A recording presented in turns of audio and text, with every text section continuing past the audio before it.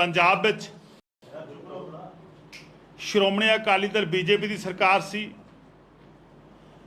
और 2015 विच पंजाब विच वड्डी पद्धर दे उत्ते धार्मिक ग्रंथां की बेअदबी हुई, गुरु ग्रंथ साहब की बेअदबी हुई, बहबल कलां मलके बहुत सारे जगह के उत्ते पंजाब विच गुरु ग्रंथ साहब की बेअदबी हुई और बाकी धार्मिक ग्रंथां की बेअदबी हुई।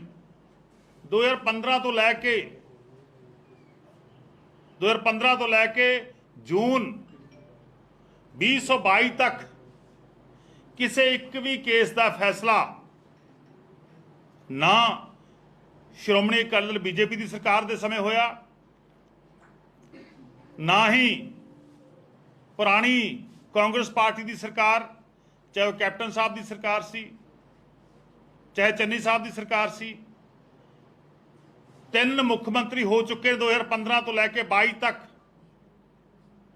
और 3 मुख्यमंत्रियों ने दे समय दौरान जिहड़ी बेअदबी 2015 च हुई या 15 तो बाद हुई, एक भी फैसला नहीं हो सकिया। सारे दोषी, बहुत सारे दोषी शरेआम घूमते बाहर खुलेआम घूमते रहे, सरकारां ने कोई भी काम नहीं किया। बल्कि होया कि जो कैप्टन साहब की सरकार सी पंजाब विच, एक सिट की रिपोर्ट जिहड़ी आ वो हाई कोर्ट ने खारज करती, एक रिपोर्ट नूं रद्द करता। अदालतां विच जिन्ने भी फैसले होए उस समय की सरकार ने एक भी केस जिहड़ा हैगा वो सरकार नहीं जित सकी, बल्कि सारे केस लगातार उस समय की सरकारां लूज करदियां रहियां, लगातार हारदियां रहियां। पर सरदार भगवंत सिंह मान जी ने जो बतौर पंजाब के मुख्यमंत्री सौं चुकण तो बाद सारे केसां की इन्वेस्टिगेशन दे विच तेजी आई, जिन्हां विच गुरु ग्रंथ साहब की बेअदबी हुई सी जां होर धार्मिक ग्रंथां की बेअदबी हुई सी, उन्हां सारे केसां दे विच इन्वेस्टिगेशन दे विच तेजी आई और जे ट्रायल जिहड़े अदालतां विच ट्रायल पेंडिंग पए सी उन्हां विच तेजी आई। क्योंकि कई बंदे कहते हैं कि अदालतां दा काम आ, पर लेकिन अदालतां विच सबूत किहने पेश करने हुंदे नेगे? अदालतां विच सबूत जिहड़े नेगे वो सरकारां ने पेश करने हुंदे नेगे, प्रोसीक्यूशन ने पेश करने हुंदे नेगे, पुलिस ने पेश करने हुंदे नेगे। वो भी जिहड़े उन्हां समय पुरानियां सरकारां दे समय वो भी जिहड़े सबूत सीगे वो लुका लाए जांदे सी, छुपा लाए जांदे सी या इंटेंशनली विदहेल्ड कर लाए जांदे सीगे ताकि जिहड़े लोग ने जिन्हां ने गुरु ग्रंथ साहब की बेअदबी की है वो बचाए जा सकण। उसका कारण बड़ा स्पष्ट आ कि 2 पार्टियां दा आपस विच फिक्सिंग मैच सीगा। कांग्रेस अकाली दल बीजेपी गठजोड़ का एक फिक्सिंग मैच सीगा कि 5 साल तेरे 5 साल तेरे। जो अकाली दल बीजेपी के राज के समय बेअदबी हुई, परचे दर्ज होए, 2 नौजवान गोली दा मार दिते गए जो लोग प्रोटेस्ट करने लिए इकट्ठे हुए, धरना दिता। पर लेकिन कांग्रेस पार्टी ने 2017 च लोगों ने वादा किया सीगा कि दोषियों को सज़ा देवांगे, पर लेकिन सरकार ने अपने 5 साल पूरे करते, सज़ा तो की देनी है, किसी ट्रायल भी नहीं चलिया हैगा। सो सरकार आई, मान साहब ने इस ट्रायल को लैके सरकार को हदायतां जारी कीतियां, सरकारी मशीनरी हदायतां जारी कीतियां और मलके पिंड का केस, मलके पिंड का केस जिथे 4/11/2015 ਨੂੰ गुरु ग्रंथ साहब की बेअदबी हुई सी, उस केस दे विच अज फैसला आयागा और 3 दोषियों को सज़ा हुई आ। एक इतिहासिक फैसला गा, क्योंकि काफ़ी लंबे अरसे तो पंजाब के लोगों के जज्बातों नाल खेडिया जा रहा सीगा। ये राजनीतिक पार्टियां लगातार खेड रही सीगियां, किसी को सज़ा दिवाउणी तो बहुत दूर की गल, बल्कि जिहड़े केस सीगे उन्हां दे ट्रायल तक नहीं शुरू होए सीगे। और थोड़े दिन पहला, लगभग 4 दिन पहला 2 होर केसां दे विच मानयोग भगवंत सिंह मान जी की सरकार, साडी सरकार ने 2 होर केस हाई कोर्ट दे विच जिते नेगे। बहबल कलां वाला, कोटकपूरे वाला, उहदे विच भी FIR रद्द करन दी गल कीती गई सी कि FIR रद्द होनी चाहिए। पिछली सरकार ਕੈਪਟਨ ਸਾਹਿਬ ਦੀ ਸਰਕਾਰ ਦੇ ਸਮੇਂ ਉਸ ਸਮੇਂ ਦੇ ਐਡਵੋਕੇਟ ਜਨਰਲ ਪੇਸ਼ ਨਹੀਂ ਹੋਏ ਸੀਗੇ, ਆਪਣੀ ਜਗ੍ਹਾ ਤੇ ਕੋਈ ਹੋਰ ਵਕੀਲ ਪੇਸ਼ ਕਰ ਦਿੱਤਾ ਗਿਆ ਸੀਗਾ। ਪਰ ਲੇਕਿਨ ਸਰਦਾਰ ਭਗਵੰਤ ਸਿੰਘ ਮਾਨ ਜੀ ਨੇ ਸਖਤ ਹਦਾਇਤਾਂ ਜਾਰੀ ਕਰਕੇ ਕਿਹਾ ਸੀਗਾ ਕੱਲੇ ਕੱਲੇ ਕੇਸ ਦਾ ਸਬੂਤ ਅਦਾਲਤ ਦੇ ਅੰਦਰ ਰੱਖਣਾਗਾ। ਪੰਜਾਬ ਦਾ ਪੱਖ ਜਿਨ੍ਹਾਂ ਲੋਕਾਂ ਨੇ ਗੁਰੂ ਗ੍ਰੰਥ ਸਾਹਿਬ ਦੀ ਬੇਅਦਬੀ ਕੀਤੀ ਆ ਉਹਨਾਂ ਦੇ ਅਗੇਂਸਟ ਜਿਹੜੇ ਵੀ ਸਬੂਤ ਏਜੰਸੀਆਂ ਨੇ ਇਕੱਠੇ ਕੀਤੇ ਨੇ, ਪ੍ਰੋਸੀਕਿਊਸ਼ਨ ਨੇ ਇਕੱਠੇ ਕੀਤੇ ਨੇ, ਪੰਜਾਬ ਪੁਲਿਸ ਨੇ ਇਕੱਠੇ ਕੀਤੇ ਨੇ, STF ਨੇ SIT ਨੇ ਇਕੱਠੇ ਕੀਤੇ ਨੇਗੇ, ਉਹ ਸਾਰੇ ਸਬੂਤ ਜਿਹੜੇ ਨੇ ਕਿ ਮਾਨਯੋਗ ਅਦਾਲਤ ਦੇ ਵਿੱਚ ਰੱਖੋ ਤਾਂ ਕਿ ਪੰਜਾਬ ਦੇ ਲੋਕਾਂ ਦੇ ਸਾਹਮਣੇ ਇਨਸਾਫ ਹੋ ਸਕੇ। ਸੋ 2 ਕੇਸ ਪਹਿਲਾਂ ਵੀ ਜਿਹੜੇ ਹੈਗੇ ਨੇ ਪੰਜਾਬ ਸਰਕਾਰ ਦੇ ਹੱਕ 'ਚ ਹੋਏ ਨੇਗੇ। ਅੱਜ ਤੀਜਾ ਕੇਸ ਜਿਹੜਾ ਹੈਗਾ ਉਹ ਅੱਜ ਹੱਕ 'ਚ ਹੋਇਆ ਗਿਆ ਸਰਕਾਰ ਦੇ ਔਰ ਦੋਸ਼ੀਆਂ ਨੂੰ ਸਜ਼ਾ ਮਿਲੀ ਆ। ਸੋ ਮੇਰਾ ਕਹਿਣ ਦਾ ਭਾਵ ਆ ਕਿ ਜਿਹੜੇ ਫੈਸਲੇ ਲੰਬੇ ਸਮੇਂ ਤੋਂ ਅਟਕੇ ਹੋਏ ਸੀਗੇ, ਜਿਨ੍ਹਾਂ ਨੂੰ ਕਿਸੇ ਨਾ ਕਿਸੇ ਕਾਰਨ ਪੁਰਾਣੀਆਂ ਸਰਕਾਰਾਂ ਇੰਟੈਂਸ਼ਨਲੀ ਜਾਣਬੁੱਝ ਕੇ ਇੱਕ ਮੈਚ ਫਿਕਸ਼ਨ ਦੇ ਤਹਿਤ ਕਿ 5 ਸਾਲ ਜਦੋਂ ਮੇਰੀ ਸਰਕਾਰ ਹੋਊਗੀ ਜਿਹੜੇ ਮਾੜੇ ਕੰਮ ਅਸੀਂ ਕਰਾਂਗੇ ਉਹ ਜਦੋਂ ਤੁਸੀਂ ਆਓਗੇ ਤੁਸੀਂ ਸਾਨੂੰ ਬਚਾ ਲੈਣਾ, ਇਸ ਦੇ ਤਹਿਤ ਕੰਮ ਚੱਲ ਰਿਹਾ ਸੀਗਾ। ਪਰ ਲੇਕਿਨ ਜਦੋਂ ਸਾਡੀ ਸਰਕਾਰ ਆਈ, ਜਦੋਂ ਪੰਜਾਬ ਦੇ ਲੋਕਾਂ ਨੇ ਆਮ ਆਦਮੀ ਪਾਰਟੀ ਦੀ ਸਰਕਾਰ ਬਣਾਈ, ਆਮ ਲੋਕਾਂ ਦੀ ਸਰਕਾਰ ਬਣਾਈ, ਜਦੋਂ ਅਰਵਿੰਦ ਕੇਜਰੀਵਾਲ ਜੀ ਦੇ ਗੁੱਡ ਗਵਰਨੈਂਸ ਦੇ ਮਾਡਲ ਦੇ ਉੱਤੇ ਪੰਜਾਬ ਦੇ ਲੋਕਾਂ ਨੇ ਮੋਹਰ ਲਾਈ, ਸਰਦਾਰ ਭਗਵੰਤ ਸਿੰਘ ਮਾਨ ਜੀ ਨੂੰ ਮੁੱਖ ਮੰਤਰੀ ਬਣਾਇਆ, ਤਾਂ ਉਸ ਤੋਂ ਬਾਅਦ ਮੈਂ ਸਮਝਦਾ ਇਨਸਾਫ ਦੀ ਪ੍ਰਕਿਰਿਆ, ਪੰਜਾਬ ਦੇ ਲੋਕਾਂ ਨੂੰ ਇਨਸਾਫ ਦੇਣ ਦੀ ਪ੍ਰਕਿਰਿਆ ਜਿਹੜੀ ਆ ਉਹ ਤੇਜ਼ ਹੋਈ। ਉਹਦਾ ਨਤੀਜਾ ਹੋਇਆ ਕਿ ਅੱਜ ਮਾਨਯੋਗ ਅਦਾਲਤ ਨੇ 3 ਦੋਸ਼ੀਆਂ ਨੂੰ ਸਜ਼ਾ ਕੀਤੀ ਆ। 3 ਦੋਸ਼ੀ ਜਿਹੜੇ ਹੈਗੇ ਨੇ ਕਨਵਿਕਟ ਹੋਏ ਨੇਗੇ। ਮੇਰਾ ਕਹਿਣ ਦਾ ਭਾਵ ਪਹਿਲਾਂ ਮੈਚ ਫਿਕਸਿੰਗ ਦੀਆਂ ਸਰਕਾਰਾਂ ਪੰਜਾਬ 'ਚ ਕੰਮ ਕਰ ਰਹੀਆਂ ਸੀ, ਜਿਨ੍ਹਾਂ ਵਿੱਚ ਆਪਸੀ ਮੈਚ ਫਿਕਸਿੰਗ ਹੋਈ ਸੀਗੀ।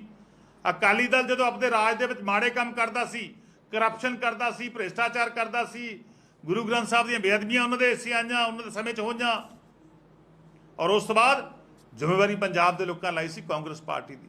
ਪਰ ਲੇਕਿਨ ਕਾਂਗਰਸ ਪਾਰਟੀ ਨੇ 5 ਸਾਲ 'ਚ ਕੁਝ ਨਹੀਂ ਕੀਤਾ। ਸੋ ਹੁਣ ਜਦੋਂ ਪੰਜਾਬ ਦੇ ਲੋਕਾਂ ਨੇ ਮੈਂ ਦੁਬਾਰਾ ਦੁਹਰਾ ਰਿਹਾ ਕਿ ਸਾਡੀ ਜ਼ਿੰਮੇਵਾਰੀ ਲਾਈ ਆ, ਔਰ ਉਸ ਤੋਂ ਬਾਅਦ ਪਹਿਲਾ ਫੈਸਲਾ 4 ਮਹੀਨਿਆਂ ਦੇ ਅੰਦਰ ਪੰਜਾਬ ਦੇ ਲੋਕਾਂ ਦੇ ਸਾਹਮਣੇ ਆਏਗਾ। ਸੋ ਇਸ ਫੈਸਲੇ ਦੇ ਰਾਹੀਂ 3 ਦੋਸ਼ੀਆਂ ਨੂੰ ਸਜ਼ਾ ਹੋਈ ਆ। ਸੋ ਕਾਨੂੰਨ ਦੀ ਪ੍ਰਕਿਰਿਆ ਵਿੱਚ ਤੇਜ਼ੀ ਲੈ ਕੇ ਆਂਦੀ ਗਈ ਆ। ਕਾਨੂੰਨ ਆਪਣਾ ਕੰਮ ਕਰ ਰਿਹਾ ਕਿਉਂਕਿ ਕਾਨੂੰਨ ਦਾ ਰਾਜ ਪੰਜਾਬ ਵਿੱਚ ਸਥਾਪਿਤ ਹੋ ਚੁੱਕਿਆ ਹੈਗਾ, ਪੰਜਾਬ ਵਿੱਚ ਐਸਟੈਬਲਿਸ਼ ਹੋ ਚੁੱਕਿਆ ਹੈਗਾ। ਸੋ ਜਿਹੜਾ ਪਹਿਲਾਂ ਪੁਲਿਸ ਦਾ ਸਿਆਸੀਕਰਨ ਕੀਤਾ ਹੋਇਆ ਸੀਗਾ, ਜਿਹੜਾ ਪਹਿਲਾਂ ਪੁਲਿਸ ਦਾ ਸਿਆਸੀਕਰਨ ਕੀਤਾ ਹੋਇਆ ਸੀਗਾ ਉਹ ਵੀ ਪੰਜਾਬ ਟੁੱਟ ਚੁੱਕਿਆ ਹੈਗਾ। ਜਿਹੜਾ ਕਾਨੂੰਨ ਦੀਆਂ ਬਾਹਾਂ ਬੰਨ ਲੈਂਦੇ ਸੀਗੇ ਪੋਲੀਟੀਕਲ ਲੋਕ, ਉਹ ਵੀ ਬਿਲਕੁਲ ਕਾਨੂੰਨ ਦੀਆਂ ਬਾਹਾਂ ਵੀ ਖੁੱਲੀਆਂ ਨੇਗੀਆਂ।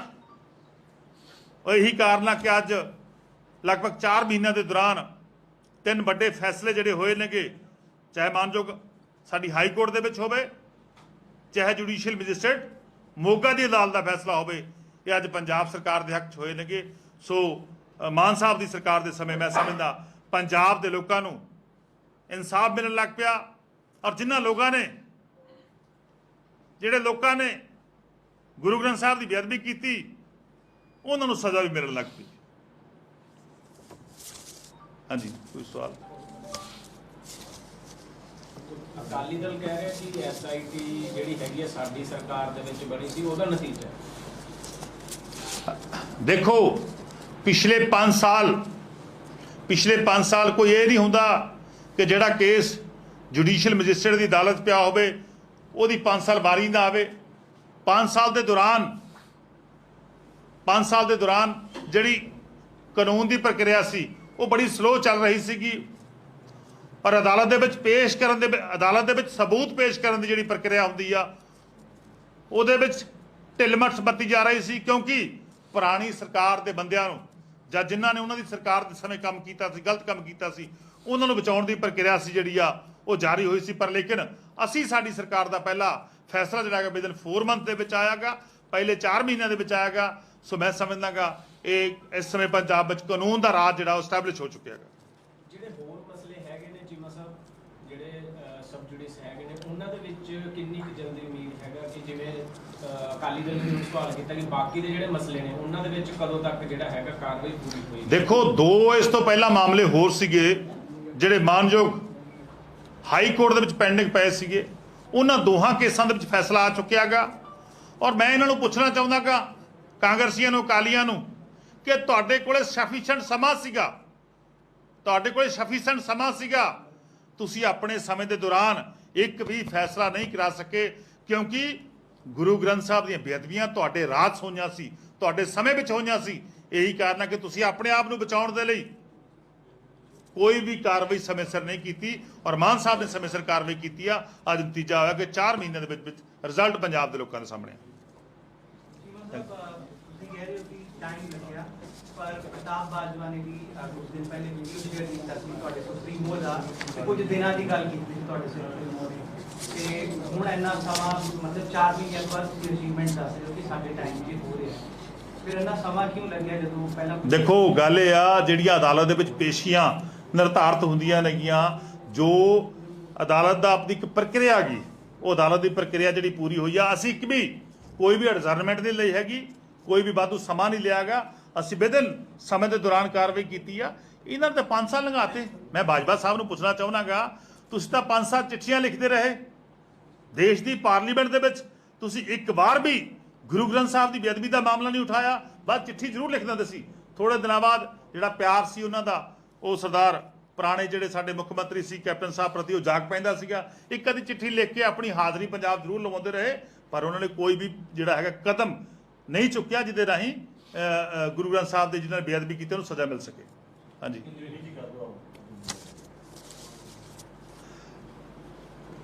देखिए पंजाब में 2015 में जब पंजाब में श्रोमणी अकाली दल और बीजेपी की सरकार थी, उस समय पंजाब में बहुत बड़े स्तर पे गुरु ग्रंथ साहब की बेअदबी और दूसरे धार्मिक ग्रंथों की बेअदबी हुई थी। पर लेकिन उस समय अकाली दल और बीजेपी की सरकार पंजाब में काम कर रही थी। किसी भी दोषी को किसी भी अदालत के द्वारा कोई भी सजा नहीं दी गई। 2 साल का सफिशिएंट पीरियड उनके पास था, 2 साल का समय उनके पास था। और उसके बाद पंजाब के लोगों ने सत्ता जो थी वो कांग्रेस पार्टी को सौंप दी, और पंजाब में कैप्टन साहब पंजाब के मुख्यमंत्री बन गए, और उन्होंने अपना कार्यकाल में 4.5 साल किसी एक भी दोषी को सजा नहीं दिलवा सके। और उसके बाद नए मुख्यमंत्री आए कांग्रेस पार्टी के, चरणजीत सिंह चन्नी जी, उनके समय 3-4 महीनों में कोई किसी भी दोषी को सजा नहीं मिली।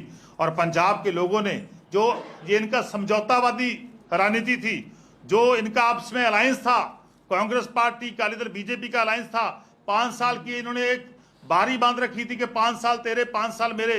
जब उस जो गठजोड़ को तोड़ा पंजाब के लोगों ने, जब आम आदमी पार्टी की सरकार बनी, जब अरविंद केजरीवाल जी की नीतियों पे, गुड गवर्नेंस पे लोगों ने मोहर लगाई और पंजाब में मुख्यमंत्री सरदार भगवंत सिंह मान जी को बनाया, उसके बाद ये 4 महीने में भीतरीन पहला फैसला है कि 4 महीने के अंदर अंदर दोषियों को सजा हुई है। और इससे पहले जब पंजाब में कांग्रेस पार्टी की सरकार थी, और उस समय एक फैसला आया था, और जो सिट की रिपोर्ट थी वो हाई कोर्ट ने खारिज की थी, क्योंकि उस समय की सरकार ने कोर्ट में अपना पक्ष अच्छे तरीके से नहीं रखा। और इस बार 2 और फैसले आए हैं, उनमें भी सरकार की जीत हुई है, और आज तीसरा फैसला आया है, इसमें भी सरकार की जीत हुई है। मैं समझता हूं मान साहब ने, सरदार भगवंत सिंह मान अच्छी तरीके से जो जितने भी मामले पुराने उन पर कार्रवाई कर रहे हैं, और कार्रवाई बड़ी तेज हो रही है। और जो केस रहते हैं, जो पेंडिंग पड़े हैं केस, उनमें भी बहुत जल्दी फैसले होंगे।